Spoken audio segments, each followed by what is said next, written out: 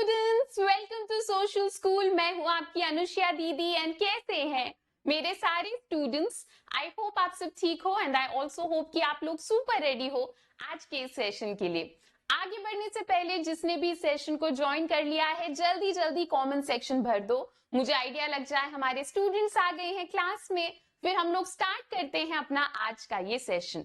तो आज की ये क्लास हमारे उन स्टूडेंट्स के लिए है जो कि क्लास 9 से क्लास 10th में आ रहे हैं। आज के क्लास में मैं आप लोगों को कुछ ऐसी चीजें बताने वाली हूँ, कुछ ऐसी कॉमन मिस्टेक्स बताने वाली हूँ जो कि बच्चे क्लास 10th में करते हैं पर आप लोगों को नहीं करनी है। तो ये कुछ ऐसी गलतियां जो मैंने भी करी है 10th में, आपके सीनियर्स ने भी करी है, पर ऑब्वियसली मैं नहीं चाहती कि आप करो।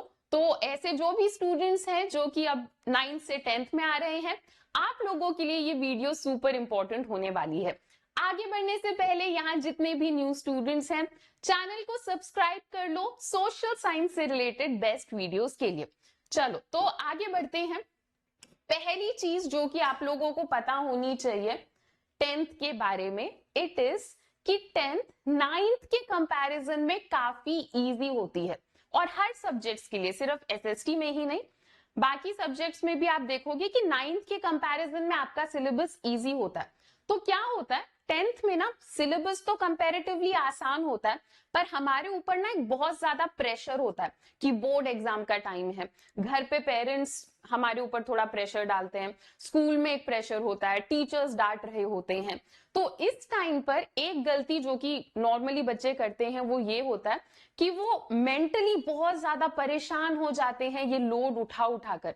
तो मैं आप लोगों को सेशन की शुरुआत में ही बता रही हूं कि एक ये प्रेशर तो रहेगा कि भाई बोर्ड एग्जाम का टाइम है, पर अगर आपने 9th इजीली पास कर लिया है तो 10th आपको और भी ज्यादा आसान लगने वाला है। अगर आपने 9th में थोड़ा स्ट्रगल भी करा है तो भी ठीक है, क्योंकि 10th में 9th के कंपैरिजन में आपका सिलेबस इजी होने वाला है। और क्या बताना है मुझे आप लोगों को, learn from your mistakes. Obviously board exam का टाइम है तो क्लास 10th हमारे लिए बहुत ज्यादा इंपॉर्टेंट है। अब देखो क्लास 9th में आप लोगों ने जम के पढ़ाई करी, मेहनत करी एंड आपको कुछ कुछ चीजें अपने बारे में पता लगी होंगी, है ना, कि यार मुझे ये सब्जेक्ट मेरा उतना स्ट्रांग नहीं है। जैसे हो सकता है कि आपको लगे कि यार मैथ्स में मैं उतना स्ट्रांग नहीं हूं, है ना। क्या पता आपको ये आइडिया लगाओ अपने बारे में कि यार मैं 2 घंटे से ऊपर नहीं पढ़ सकता, इतना ज्यादा मेरे से पढ़ाई नहीं होता, मैं दिन में 2 घंटे पढ़ सकता हूँ, उससे ऊपर नहीं, है ना। तो आपके जो भी एक्सपीरियंसेस रहे हैं उन सारे एक्सपीरियंसेस को याद रखो, अपने दिमाग में रखो एंड उन एक्सपीरियंसेस के ऊपर वर्क करो, है ना। तो आपने 9th में जो भी गलतियां करी, जैसे 9th के एग्जाम के बाद आपको लगा होगा कि यार इस सब्जेक्ट में ज्यादा मेहनत करनी थी, इस तरीके से पढ़ लेना था, तो उन सारी गलतियों को याद रखो एंड 10th में उन गलतियों को रिपीट मत करो, अपने गलतियों से सीखो। और क्या समझना है आपको, देखो यार मैंने आपको ये तो बता दिया बहुत क्लियरली कि 10th का सिलेबस आसान होता है 9th के कंपैरिजन में, पर 10th में क्योंकि बोर्ड एग्जाम का टाइम होता है हमारे ऊपर बहुत ज्यादा एक स्ट्रेस होता है एंड काफी बच्चों के अंदर एक हैबिट होती है चीजों को टालने की, चीजों को प्रोक्रेस्टिनेट करने की। तो ये गलती आपको बिल्कुल भी नहीं करनी है। डे 1 से पढ़ाई करना, अगर आप ऐसा करोगे तो बोर्ड एग्जाम के टाइम में आपको कंपैरेटिवली थोड़ा थोड़ा काम लगेगा, थोड़ा चिल सा लगेगा। पर अगर आप ऐसी कोई गलती कर देते हो कि यार सिलेबस तो आसान है, 6 महीने में पढ़ाई नहीं करूंगा, मौज करूंगा और उसके बाद में पढ़ाई स्टार्ट करूंगा या करूंगी, तो फिर आप फंस जाओगे, ठीक है। तो ये गलती बिल्कुल भी नहीं करनी। अभी परफेक्ट टाइम है डे 1 से। चलो अगर आपसे ज्यादा टाइम पढ़ाई नहीं होती तो दिन के 2-2 घंटे से स्टार्ट करो, काफी है, ठीक है। पर हमें चीजों को टालना नहीं है, रोज हमें काम करना है, रोज हमें पढ़ाई करनी है। नेक्स्ट, मेक नोट्स, ठीक है। नोट्स बनाने की ये जो हैबिट है, ये अगर आपके अंदर नहीं है तो आप 10th से स्टार्ट कर सकते हो। 11th एंड 12th में ये हैबिट आपको बहुत ज्यादा हेल्प करेगी। 11th एंड 12th में हमारे चैप्टर्स इतने लंबे हो जाते हैं कि एग्जाम के एक दिन पहले एनसीईआरटी पढ़ना या कुछ और पूरा चैप्टर रीड करना पॉसिबल नहीं हो पाता। ऐसे में आपको आपके नोट्स बहुत ज्यादा हेल्प करेंगे। तो नोट्स बनाने की आदत डेवलप करने के लिए क्लास 10th परफेक्ट है। क्लास 10th में भी आप जो खुद अपने नोट्स बनाओगे उससे आपको चीजें आसानी से याद होंगी, बहुत हेल्पफुल रहेंगे नोट्स आपके लिए। अगर आपको डाउट है इस चीज को लेकर कि नोट्स कैसे बनाना है, ठीक है, प्रॉपर नोट्स कैसे बनाने, तो आप मुझे नीचे कमेंट सेक्शन में बता देना। अगर आपको चाहिए तो मैं इसके ऊपर भी एक वीडियो बना दूंगी कि प्रॉपरली नोट्स कैसे बनाने हैं। Next, focus on NCERT. हमारी एनसीईआरटी बहुत ज्यादा इंपॉर्टेंट है, बहुत रिसोर्सफुल बुक है एंड एनसीईआरटी आपको बहुत अच्छे से प्रिपेयर कर लेना है।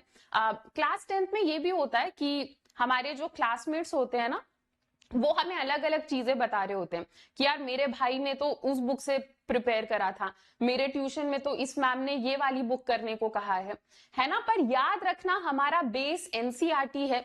सबसे पहले एनसीईआरटी अच्छे से पढ़ो। एनसीईआरटी का एक एक लाइन, एक एक छोटा छोटा बॉक्स आपको दिल से याद होना चाहिए एंड अगर वो हो जाता है तो फिर से एनसीईआरटी को रिवाइज करो एंड उसके बाद ही आप सोचना कि यार कोई और बुक उठाते हैं, ठीक है। तो एनसीईआरटी आपका बेस होने वाला है, एनसीईआरटी आपका सब कुछ होने वाला है क्लास 10th में।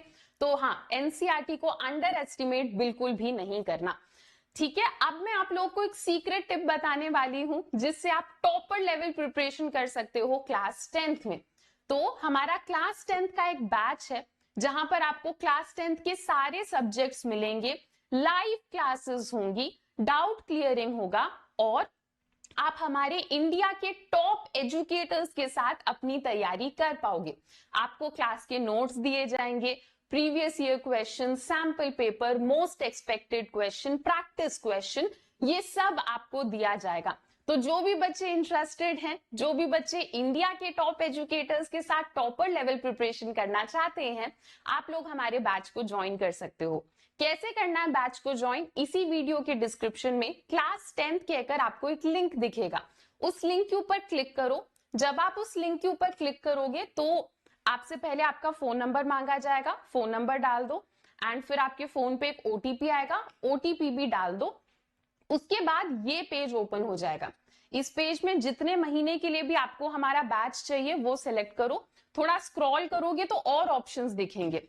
फिर यहाँ पर आपसे पूछा जाएगा कि क्या आपके पास कोई रेफरल कोड है, तो यहाँ पर आपको लिख देना है अनुष्या, ANUSHYA।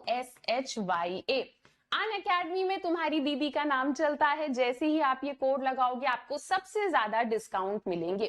फिर प्रोसीड टू पे के ऊपर क्लिक करो, अपना पेमेंट करो और आपको हमारी क्लासेस दिखने लग जाएंगी। ये बेस्ट टाइम है हमारे बैच को ज्वाइन करने का, क्योंकि फिलहाल हमारे अनअकैडमी में चल रहा है 20% तक का डिस्काउंट, जिसका मतलब है कि आप लोग अराउंड 8,000 या 10,000 रुपीज तक अपने पैसे बचा सकते हो। तो ये जो डिस्काउंट है ये सिर्फ और सिर्फ मार्च 28 तक है, तो सारे बच्चे उससे पहले पहले इस बैच को ज्वाइन कर लेना। ध्यान रखना बैच को ज्वाइन करते टाइम कोड यूज करना अनुष्या, ताकि आप लोगों को ये 20% डिस्काउंट मिले। ओके चलो बच्चों, तो मेनली मुझे आप लोगों को यही बताना था and again welcome to your new session. हम लोग बहुत बढ़िया तरीके से आपके क्लास 10th की तैयारी करने वाले हैं। इस चैनल को सब्सक्राइब कर लो ताकि मैं जब भी आप लोगों के लिए ऐसी वीडियोस लेकर आऊं तो आपको पता लगे। चलो बच्चों, तो अभी के लिए इतना ही। अगर ये सेशन आपको हेल्पफुल लगा, वीडियो को लाइक जरूर करना, show your love and support in the comment section. अभी के लिए इतना ही बच्चों, मिलते हैं अपने नेक्स्ट लेक्चर में। Till then bye bye, take care and thank you.